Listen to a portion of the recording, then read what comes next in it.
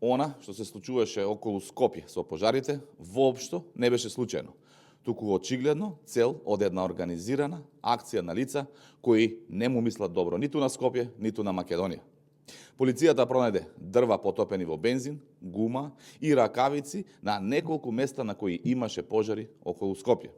Институциите реагираа и приведоа неколку лица, дел од кои се поврзуваат и со опозицијата, и се дури и нејзини функционери. Дали целта беше да се создаде хаос во Скопје?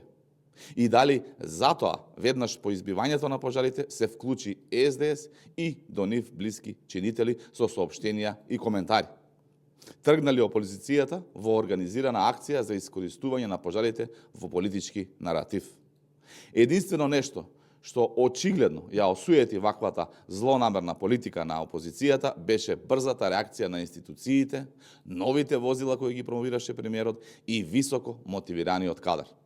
Хаосот кој некој го проектираше не се случи, но остана отворена дилемата за политичката позадина, која, ако се докаже, некој сериозно треба да понесе одговорност.